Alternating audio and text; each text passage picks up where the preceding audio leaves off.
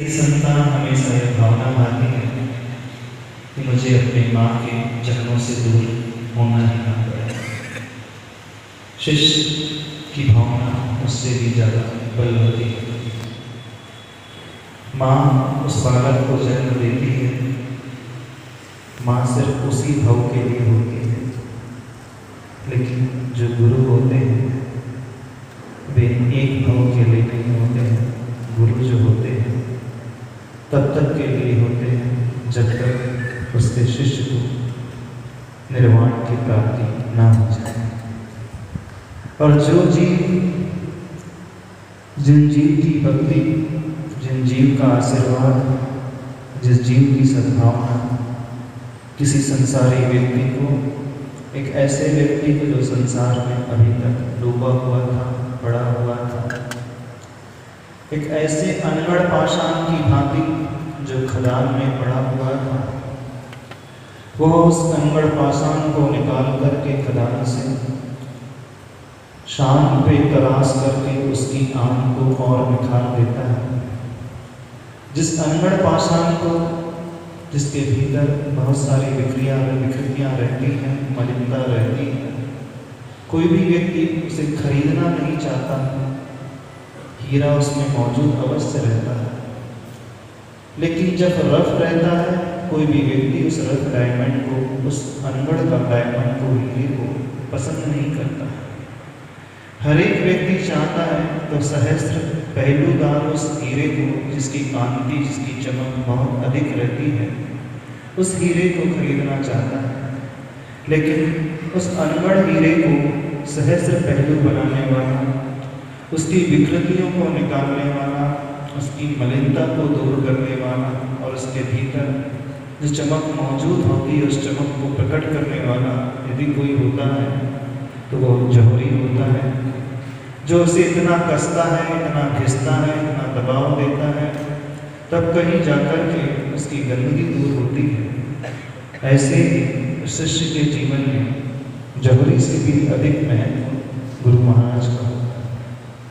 और जो गुरु महाराज उसकी सारी की सारी विकृतियाँ निकाल करके फेंक देते हैं, उसे संसार में एक नया ही रूप प्रदान करते हैं, एक ऐसा स्वरूप देते हैं जो आज तक उसने पाया नहीं। एक ऐसा उपकार गुरु महाराज का होता है, एक ऐसी करुणा होती है, एक ऐसी अनुकंपा गुरु महाराज की होती है कि जो शिष्य ने आज तक अपने आप को नहीं पहचाना था, नहीं पाया था, अपने स्वरूप को प्रकट नहीं किया था, उन्हीं गुरु महाराज की बदौलत, उनके द्वारा किया हुआ जो परिश्रम होता है, उनके द्वारा किया हुआ जो पुरुषार्थ होता है, वे गुरु महाराज दिन रात एक करके उस शिष्य को निखारते हैं, उस शिष्य को इस योग्य बनाते हैं कि वह शिष्य भी दुनिया की नज़रों में पसंद किया जाने वाला होता है।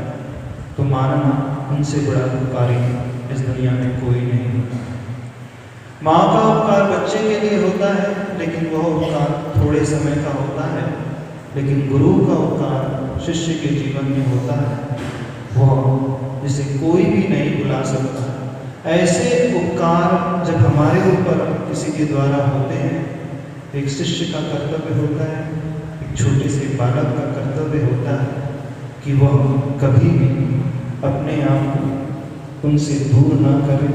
बस वो यही भावना भाता है कि जैसे वे हमारी खोट को निकाल करके दूर करते हैं, उनके चरणों में रहते हुए हम अपनी शुद्धता को पाते हैं, ऐसे उपकारी जीव से हम कभी भी दूर ना जा सके।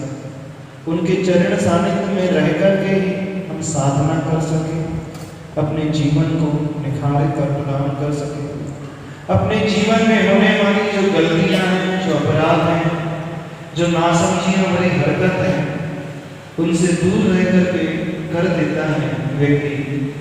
गुरु चरणों में रह करके जब गुरु का बलदस्त प्राप्त होता है, तब तक वह निश्चिंत बालक की भांति रहता है, उसे कुछ करने की आवश्यकता नहीं होती है।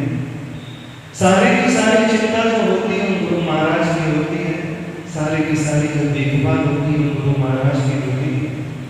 सब कुछ पुरुषार्थ जो करते हैं वे गुरु महाराज करते हैं। और जब किसी जीव को ऐसा सानिध्य मिलता है, ऐसी सेवा मिलती है, इतना आशीर्वाद मिलता है, इतना वात्सल्य मिलता है, ऐसा वात्सल्य पाने के पश्चात कोई भी व्यक्ति, कोई भी शिष्य, कोई भी उनका जो आज्ञा मानने वाला जीव होता है, उनके चरणों से दूर नहीं जाना चाहता। इस कारण जब हम दूर होते हैं तो सबसे बड़ा दुख, कष्ट, परेशानी सी होती है। जब जब चातुर्मास की स्थापना की वेला आती है, तब तक ऐसा प्रतीत होता है शायद हम सबके बहुत पाप कर्म हो गए। नहीं पाप कर्म क्या शिष्य के पाप कर्म का उदय है? शिष्य गुरुजनों से दूर चला जाता है, जिसे आप बहुत पसंद करते हो, बहुत चाहते हो। यदि वह व्यक्ति आपसे दूर चला जाए तो उसके पाप कर्म का ही उदय होता है। नहीं, योग्यता होना अलग चीज है, लेकिन उस शिष्य का पाप कर्म का तो उदय है, तभी तो वो गुरु चरणों से दूर जाता है।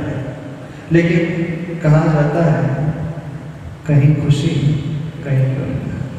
किसी के जीवन में गम आता है तो दुनिया के जीवन में, दुनिया वालों के जीवन में खुशियां आ जाती है। जब आचार्य भगवान साथ साथ ये शिक्षा अवश्य देते हैं, यदि जीवन में थोड़ा सा आपको परेशानी भरा माहौल मिलने लगे, जीवन में थोड़ी सी प्रतिकूलता आने लगे, तो भव्य जीवों के कल्याण के लिए, उन श्रावकों के कल्याण के लिए स्वयं प्रतिकूलता झेल लेना, स्वयं जीवन में कष्टों को झेल लेना।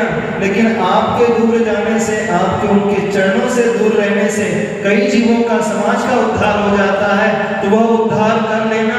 और आप यदि दूर रह करके, गुरु चरणों से दूर रह करके उनके आज्ञा, उनके निर्देश, उनके संकेत के अनुसार चलोगे, तो मानना वह शिष्य कभी भी दूर नहीं रहता है। कभी भी दूरी जो होती है क्षेत्र की नहीं मानी जाती है, दूरी मानी जाती है तो हृदय की मानी जाती है। आचार्य भगवान एक बात हमेशा कहते हैं, जो शिष्य मेरी आज्ञा में, मेरे निर्देश में, मेरे बताए हुए संकेतों में चलता है, वो भले ही हजारों किलोमीटर दूर क्यों ना हो, वो मानना कि वो मेरे हृदय के हमेशा निकट रहता है। और जो मेरे निकट रहते हुए मेरी आज्ञा का, निर्देश का, संकेत का पालन न करता हो, तो वह क्षेत्र से भले ही निकट हो, लेकिन वह अंदर से, मन से, भावों से वह दूर ही रहता है। तो भले ही हम लोग गुरु चरणों से क्षेत्र की अपेक्षा बहुत दूर है। कितने दूर प्रधान जी, कितनी दूरी है निमावर की? यहाँ से 1000 किलोमीटर की दूरी तो होगी। भले ही 1008 किलोमीटर की दूरी हो, लेकिन 1008 जैसे शांतिनाथ भगवान है, महावीर भगवान है, सिद्धोदय के पार्श्वनाथ भगवान है, हम लोग तो यही भावना मानते हैं। वे 108 आचार्य गुरुवर विद्यासागर महाराज जी शीघ्र अतिशीघ्र 1008 गुण को धारण करने वाले उस भगवान पद को प्राप्त करने वाले बने। और फिर यदि वो 1008 गुण को धारण करने वाले हो जाएंगे, तो हमारी क्षेत्र की दूरी तो ऐसी ही है, हम तो उन्हें अपने निकट ही पाते हैं। और यदि हमने उन्हें अपने निकट में विराजमान कर लिया, हृदय में विराजमान कर लिया, तो समझना हमने सब कुछ पा लिया। ठीक है, आचार्य भगवान ने, जब हम लोग आचार्य भगवान के चरणों से दूर जा रहे थे, रामटेक की वो घटना है, 2014 की वो बात है, जब आचार्य भगवान ने हम तीनों मुनि महाराज को बुलाया और कहा कि अब आपको संग से दूर होकर के, हमारे चरणों से दूर होकर के बाहर की दुनिया को देखना है, थोड़ा सा बाहर वालों को लाभ प्राप्त हो जाए। यदि संग में ही सारे मुनि महाराज एक साथ रहेंगे तो वे अपना तो कल्याण कर लेंगे, लेकिन इतनी बड़ी जनता है, इतना बड़ा जन सैलाब है, इन बेचारों का, इन अभावों का क्या होगा? तो आप लोगों को देख करके उनमें अनुकंपा जागी, आप लोगों की अज्ञानता को देख करके, अविवेक वाले वातावरण को देख करके आचार्य भगवान के मन में करुणा जागी कि इतनी बड़ी समाज है, अज्ञान के अंधकार में वो जी रही है। यदि कुछ शिष्य उनके चरणों से दूर उस समाज के निकट चले जाएंगे तो समझना उनका अज्ञान दूर हो जाएगा, और उनका अज्ञान दूर हो जाएगा तो समझना इस पंचम काल में पहले ऐसे भी मुक्ति नहीं है।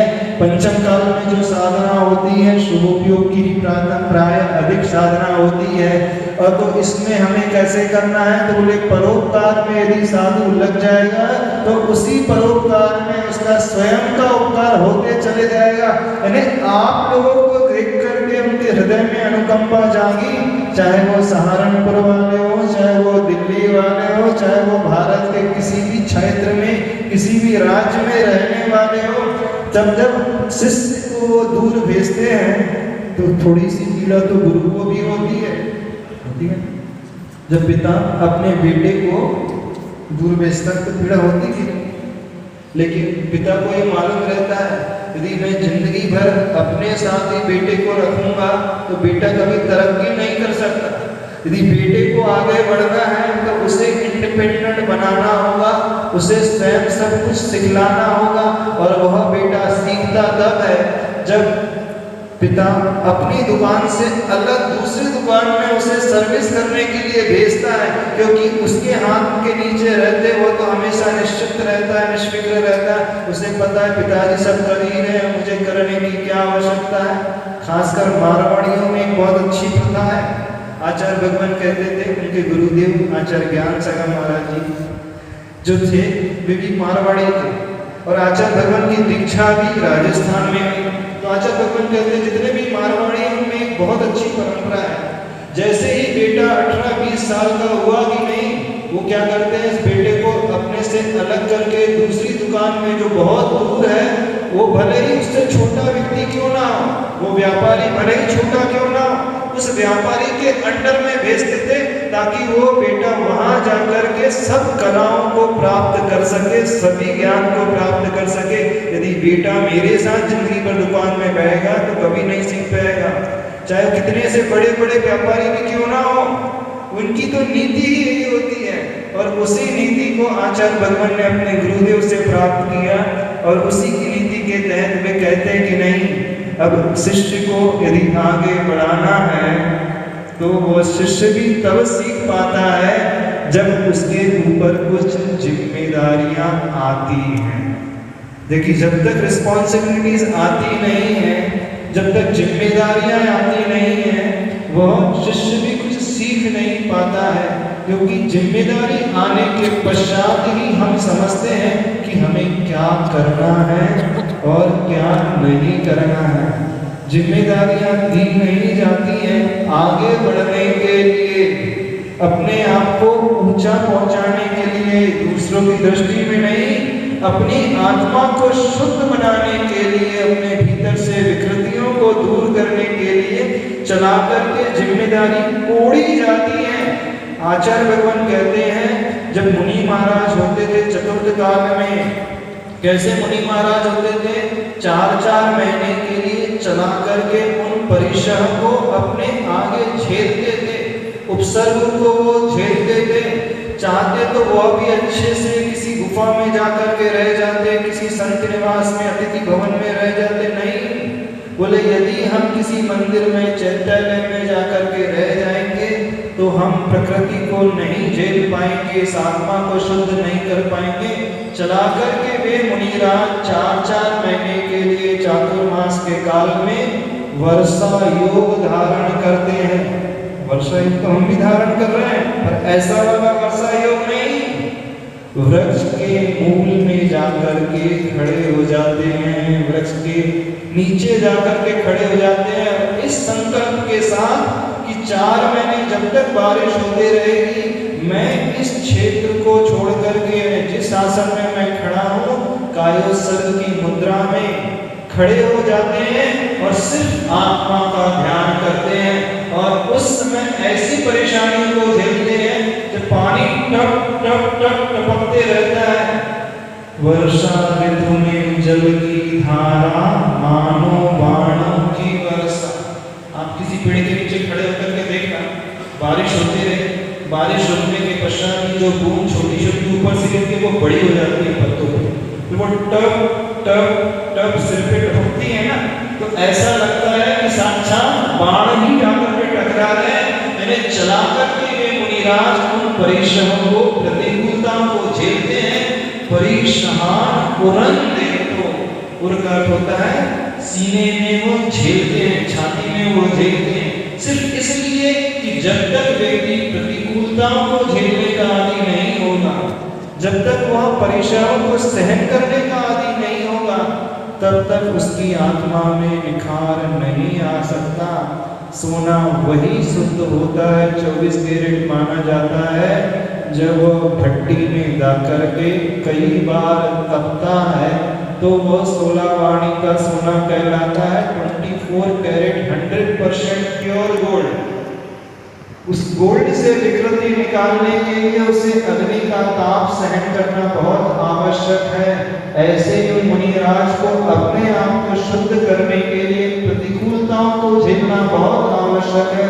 तो सही मुनिराज होते हैं, चतुर्थ काल में रहने वाले योगी होते हैं, वे 4 महीने के लिए बारिश के मौसम में वृक्ष के नीचे जाकर के खड़े हो जाते हैं। जब गर्मी का समय आ जाता है तो कहाँ खड़े हो जाते हैं? वृक्ष के ऊपर नहीं, पर्वत की चोटी पे जाकर के खड़े हो जाते हैं। सूर्य ऊपर से तप रहा है, पत्थर भी नीचे से तपता है, और वो 4 महीने का संकल्प लेकर के खड़े होते हैं। और जब शीत ऋतु आती है तो नदी के तट पर जाकर के खड़े हो जाते हैं। यानी पूरी की पूरी प्रतिकूलता है। वैसे वातावरण की प्रतिकूलता कम नहीं रहती है, लेकिन चला करके गर्मी में पर्वत